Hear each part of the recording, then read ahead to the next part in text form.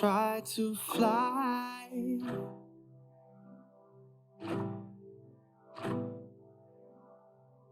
Друзья, всем привет! Рада приветствовать вас на своем канале Мир Орхидей. С вами Ксюша и мой цветущий балкончик. Вот и пришло время летних отпусков, дач, и поэтому я немного пропала с выходом своих видеороликов. Многие девочки заметили. Но часть моего отпуска уже позади, поэтому я обещаю влиться в свой привычный график и радовать вас выходом новых видеороликов с показом моих красивых орхидей, которые сейчас в большинстве своем цветут, и полезной информации, которая даст вам очередное понимание, как ухаживать за вашими красотками. У меня по планам, когда я приехала из отпуска, у меня в планах было показать вам цветение на сегодняшний день моего балкона, показать, поделиться красотой. У меня очень много новых сортов распустилось, даже для меня сюрпризы, потому что они цветут у меня впервые.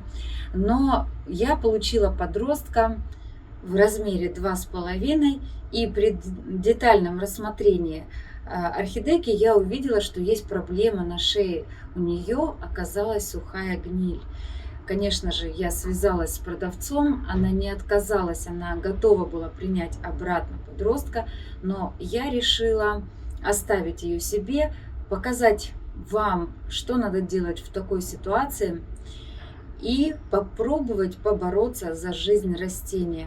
Орхидейка, о которой сейчас пойдет речь, и с которой мы будем сейчас работать, это вот такой вот сорт. Это Equestris Ilocos. Та орхидейка, которая сейчас перед вами, это моя домашняя орхидея, которая цветет у меня еще с осени 2020 года. И вот такие вот, видите, свисающие тоненькие хрустальные цветоносики завершают уже свое цветение. Цвела она очень долго, постоянно доращивает свои краешки цветоносиков и вот таким вот облачком цветет. Но при этом она уже запустила новые цветоносы и готова радовать меня новым потрясающим цветением. Ну что ж, показала я, насколько красивый этот сорт. Сейчас перейдем уже к той орхидейке, о которой я хочу вам рассказать. Итак, нам с вами понадобится орхидейка. Сейчас я вам покажу, посмотрите, она пришла в замечательном размере. Размер был указан 2,5, но она прям такая очень крупненькая, кабанчик такой. Вот. Но посмотрите, какая ситуация у нее на шее. Видите, вот это черное пятно, оно сухое, но это все равно гниль, и она называется сухая гниль. Она не будет распространяться ровно до того момента, пока у орхидеи есть хороший иммунитет, нет, скажем так, тех условий, при которых бы она начала развиваться. Но только где-то сменятся условия в содержании, где-то что-то будет нарушено, даже малейшее правило, она очень может легко начать разрастаться и погубить растение. Сейчас покажу вам еще вот название сорта. Вы всегда должны понимать, что результат и исход наших манипуляций вот с такими ситуациями у орхидеи это такое 50 на 50, повезет, не повезет, все будет еще зависеть от растения, от условий содержания после вот этих манипуляций. Поэтому, но побороться стоит. И что в таких случаях делаю я? Вот смотрите, мы сейчас с вами достанем ее. Я на самом деле по приезду ее, до момента, пока я решила снимать ролик, я ее уже освободила от этого плотного кома мха, потому что, почему эта ситуация и возникла? Потому что мох был очень сильно, шея была углублена, мох при этом был сильно спрессован и сбит, и растение пока ехало, там не было ни циркуляции воздуха, и создались те условия, при которых эта проблема создалась. Вот. Я, конечно, вот с работы, с плотным графиком, пока искала время для съемок, я, конечно же, все равно уже освободила вот от такого плотного состояния ее, поэтому вот мы сейчас легко вытащили. Видите, корней на самом деле тоже мало. С корнями тоже проблема, потому что было все очень плотно в горшочке. И сейчас что мы с вами будем делать? Мы сейчас с вами уберем сгнивший веломен. Вот эти вот тяжи, они называются тяжи, вот эти ниточки, я в ситуации, где мало корней и плохая корневая система, я их оставляю. Я четко уверена в том, что они продолжают выполнять функцию питания водичкой и влагой орхидейку. Вот, мы сейчас с вами просто зачистим все максимально вот это нехорошее, которое я вижу. И я сейчас все это сделаю и вам покажу. Так, для этого нам понадобятся вот щипчики, у кого-то пинцетик, возможно, есть, обработанный, конечно, я уже все это сделала. И мы сейчас максимально начинаем освобождать шею от вот этих вот шелушек, которые у нас остались от листиков даже уже, которые ну, прошлых листиков. Вот, и всякое скопление здесь, вот видите, каких-то отмерших тканей уже. Вот сейчас мы все это убираем, зачищаем максимально. Значит, смотрите, процесс удаления всех омертвевших тканей и гниющих уже вот таких вот моментов занимает очень кропотливо и длительное время. Я это сделала за кадром. Здесь абсолютно нет ничего сложного. У меня есть вот такой скальпель. Вообще это очень удобно. Приобретите себе обязательно. Помимо пинцетика, которым где-то мы подлазим, что-то убираем вот таким вот образом. Вот эти все ткани черные. Вот. Еще очень удобно. У меня он немножко, конечно, от обработок, потому что постоянно его обрабатываю. Он поржавел, но он еще выполняет неплохо свою функцию. Они на самом деле дешевые, их можно купить побольше. Я вот когда буду заказывать очередные для пересадки компоненты, я обязательно еще закажу себе. Очень удобный скальпель. В общем, вот таким вот образом вы потихонечку все вот до такого состояния. Видите, то есть мы с шеи убрали все то черное, которое было очень неприглядное, некрасивое, и оставляем шею чистой. С корешками, как я сказала, видите, так как тоже, да, корней немного, тяжи я оставляю. Тяжи пусть у нас будут. Вот, сейчас мы еще с вами уберем вот этот кусочек старого пенечка. И следующий этап мы берем, сейчас я уберу этот неприятный даже мох. Бывает мох, разбираешь орхидейку, он и пахнет даже приятно. А у этого подростка мох пахнет плесенью. Так, значит, дальше что мы берем? Мы берем вот этот препарат. Это, сейчас вам покажу название. Я о нем уже не раз говорила. Это Magnicure Energy.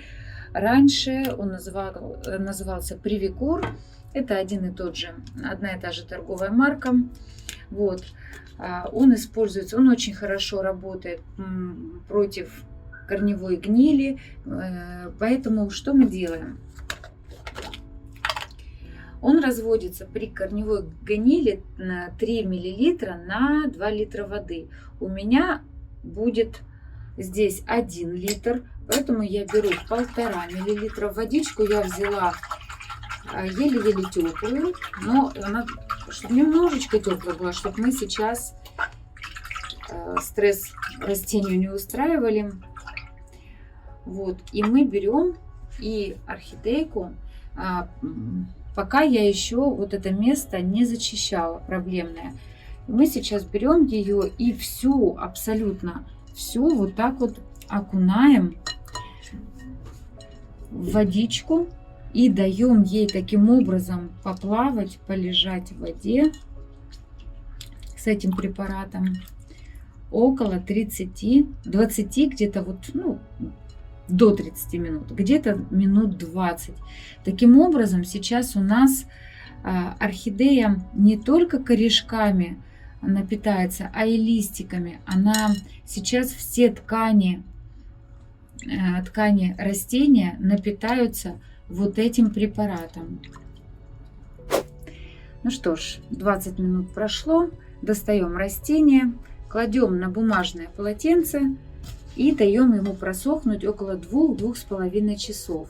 Я его не вытираю, оставляю препарат на растении, но кладу его на бумажное полотенце и фиксирую таким образом, чтобы оно немножко было в приподнятом состоянии, чтобы водичка максимально вытекла сама свободным стилем из пазух.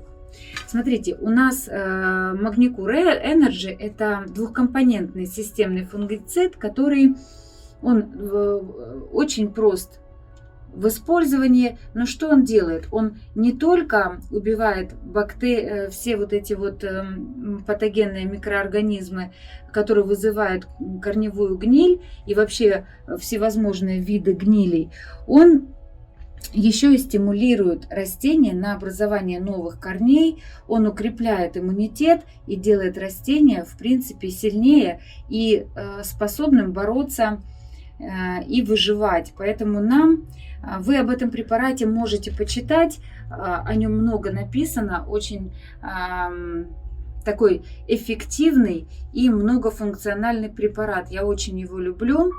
Поэтому его очень часто применяю в практике выращивания своих растений. Значит, сейчас мы с вами, опять же, просушимся и встретимся через 2,5 часа. Ну что ж, наше отведенное время вышло. Орхидейка хорошо просохла, препарат зафиксировался на тканях растения. Теперь мы будем с вами убирать вот это пятно. Я обработала, даже прокалила, скажем так, скальпель. И теперь мы будем потихонечку, листик нам придется вот так вот, по-другому не получится. И потихонечку будем зачищать до живой ткани это место. Вот в этом месте не торопитесь, чтобы и не убрать лишнего, лучше постепенно, слой за слоем.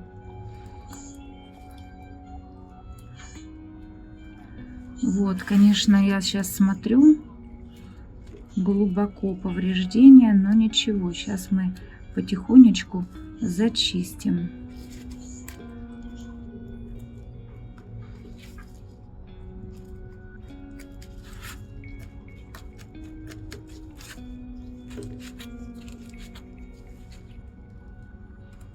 Вот так потихонечку, миллиметр за миллиметром, убираем все темные пятнышки, оставляя. Это у нас здесь был старый цветонос, сюда мы лезть не будем, это просто место от старого цветоносика. А мы с вами работаем со стволиком. Пока я убираю черное все местечко, я вам расскажу о пасте, которую мы дальше будем применять. Вот она перед вами. Это паста фунгицидная, это Topo-Gin M называется. Вот сейчас покажу. Topo-Gin M. Это у нас системный лечебно-профилактический фунгицид, который производится в Японии.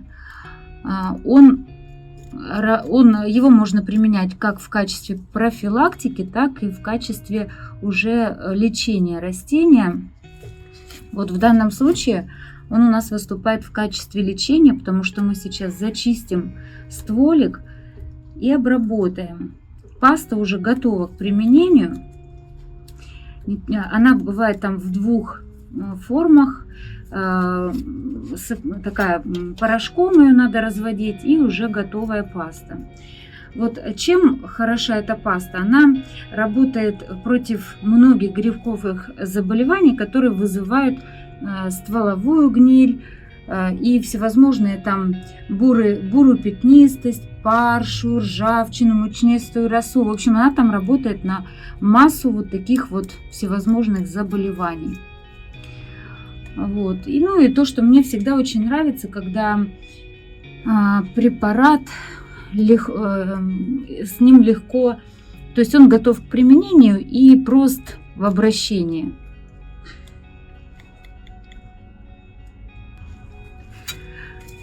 Помимо того, вот смотрите, то, что мы с вами сейчас воздействовали на растение при помощи привикура или магникура, да, еще местно будет работать вот этот вот препарат, вот эта паста фунгицидная, не давая, даже если у растения будет желание, я так предполагаю, то паста будет работать местно еще, не убивая вот эти все возбудители вот этих всех болезней. Вот. А конечно же, почему это происходит? Потому что я вот начала в начале ролика говорить и говорила о том, что растения, во-первых, они очень глубоко посажены, и не исключено, что идут они влажные, то есть мох недостаточно просох, длительное время находятся в контейнерах, упакованы, с отсутствием вентиляции. И, конечно же, все эти условия приводят к тому, что вот такие образовываются нехорошие заболевания. По большому счету можно было бы мне отправить это растение обратно, но я решила все же оставить его. Во-первых, показать вам, а во-вторых, все же мне самой даже интересно, как будут дальше развиваться события для собственного опыта. Вот смотрите, мы сейчас с вами абсолютно вот полностью зачистили это место. Вот это темненькое, это здесь был цветонос, и там все нормально точно. Стволик, стволовую гниль мы убрали. Посмотрите на саму вот еще шейку. Вот я все это убрала. Если в начале ролика вы помните, какая здесь чернота была. Единственное, меня, конечно, очень смущает состояние корневой системы. Печальная корневая система. Даже если бы сейчас была проблема на шее, но были получше корешочки, я думаю, восстановительный период у растения был бы гораздо быстрее и эффективнее, меры мои. Но будем надеяться на везение. Я вам уже говорила, что когда у вас проблемы с корнями, повторюсь еще раз, если вы видите, что веломен сгнил, ни в коем случае не отрезайте его под основание, эти корни, стягивайте максимально сгнивший веломен с тяжей, тяжи оставляйте. Вот в таком состоянии наращивать корневую систему орхидеи гораздо проще, чем когда мы оставляем просто кочерышку совершенно без единственного корня. Вот. Ну что ж, давайте мы сейчас с вами обработаем это место. Так, как я говорю, паста очень удобная в применении, она готова. Я беру палочку. Никогда не применяйте повторно, то есть если вы вмакнули, то уже, если надо будет еще добавить препарат, то лучше делать это уже другим краешком. И вот сейчас мы вот таким вот образом место, которое мы с вами обработали, даже там, где был цветоносик, я тоже помещу эту пасту, этот препарат. И вот так мы с вами обильненько пройдемся по этому месту.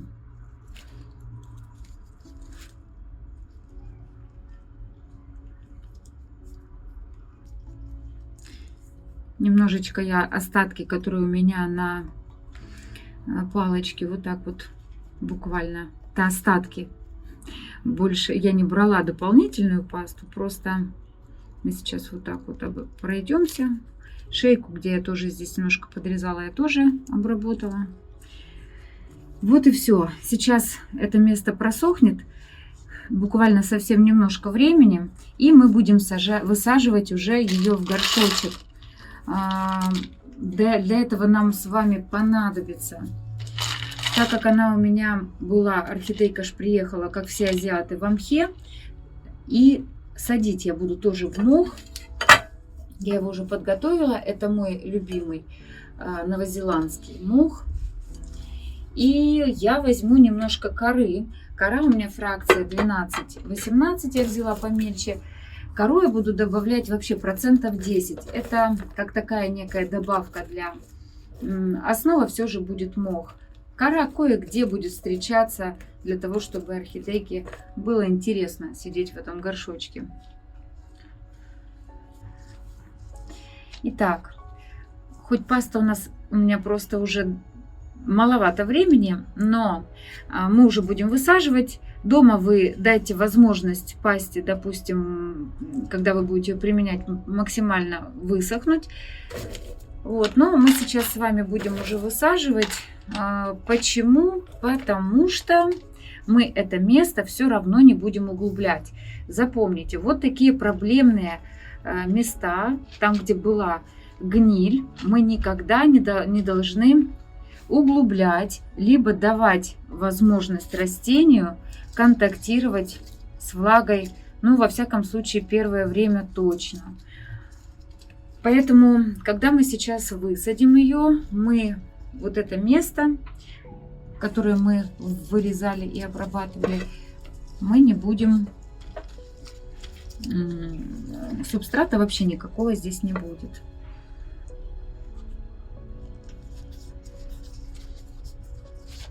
Так. Мох у нас также является фунгицидным субстратом, антибактериальным. Он тоже препятствует развитию патогенных микроорганизмов. Но всегда помните, что немаловажную роль играет правильный уход.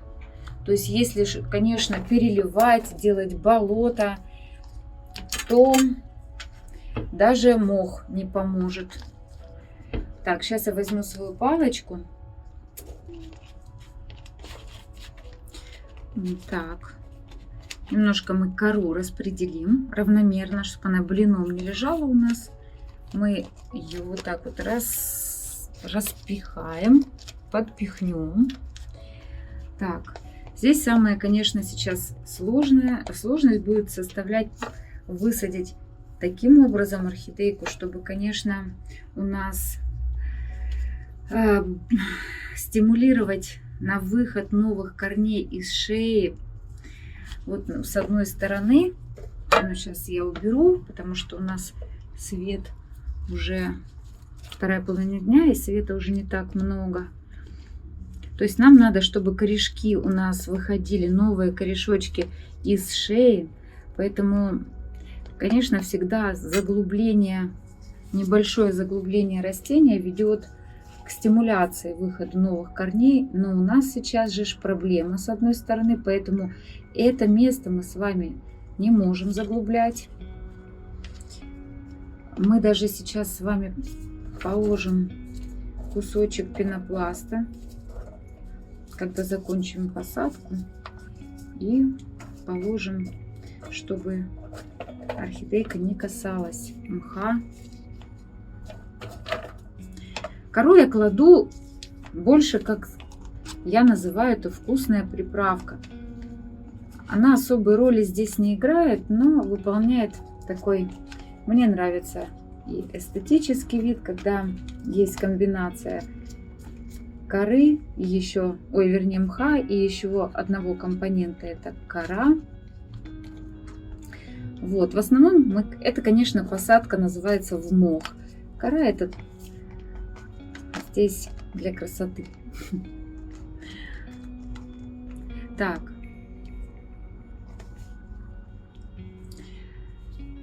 Хочу напомнить о том, что я всегда говорю о том, что посадки должны быть рыхлыми. Они не должны быть утрамбованными, а у такого растения проблемного, уж тем более утрамбовывать точно не стоит грунт. Посадочка мха или коры, когда вы высаживаете растение, должна быть воздушная, легкая посадка и воздухопроницаемая. Вот смотрите, я на этом закончу. Я не буду больше наполнять ни мхом, ни корой. Это место мы оставляем на поверхности. Я сейчас вот так вот положу кусочек пенопласта, зафиксирую, хотя не знаю, нужен он или нет, но, наверное, вот так все же положу. Немножко орхидея будет у нас на бок лежать, потому что как бы я максимально, насколько это можно, произвела посадку так, чтобы субстрат касался этой стороны, да, на стимуляцию выхода корней. Вот, а эту мы оставляем в свободном плавании, эту сторону. Вот, собственно, вот таким образом мы оставляем орхидейку. Видите, вот тяжи, они у нас будут касаться мха и будут подпитывать орхидею. Вот такая вот у нас посадка с проблемной шеей орхидеи получилась. В общем, не знаю, насколько надо этот кусочек. Вы тоже сами смотрите. Сама цель просто, чтобы это место не касалось, чтобы орхидейка не упала, не касалось самого субстрата. Ну что ж, я сейчас все уберу, и мы с вами увидимся. Ну что ж, друзья, на этом наша посадка орхидейки с проблемной шеей подошла к концу. Не забываем о том, что это место всегда у нас должно быть сухим, не контактировать с влажным субстратом. Хочется также вам напомнить о том, что сейчас на улице уже очень жарко. Адаптация и лучшая сопротивляемость растения будет только при благоприятных условиях, которые вы должны создать растению. А это температура 22-24 градуса.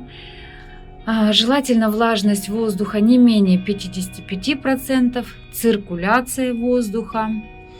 Ну, световой день сейчас хороший. Если вдруг у вас она будет стоять под лампой, вы должны обеспечить световой день не менее 14 часов. Вот когда только при таких условиях мы можем ожидать хороший положительный результат, потому что если орхидейка и так больна, вы должны понимать, что сейчас она болеет. И если ей еще находиться в тех условиях, где ей некомфортно, то силы на борьбу у нее будет не так много. Поэтому мы всегда должны вот именно в таких ситуациях, когда мы лечим растение, точно обеспечить растение самыми благоприятными условиями для того, чтобы у нее были силы для восстановления. Ну и помним о том, что эти же условия надо предоставить нам растениям также после пересадки, даже если орхидейка здорова. Вот так вот. Ну что ж, друзья, я буду с вами прощаться. Напоследок покажу вам немного красоты, потому что смотреть целое видео, пока оно длилось только на проблему, не очень весело. Поэтому в конце я хочу вас наполнить красотой здоровых орхидей. С вами была Ксюша. В следующем ролике мы с вами уже увидимся непременно и будем именно в формате красоты моего балкона. Я поделюсь с вами, покажу все, что цветет. А с вами была Ксюша. До новых встреч, друзья. И пока.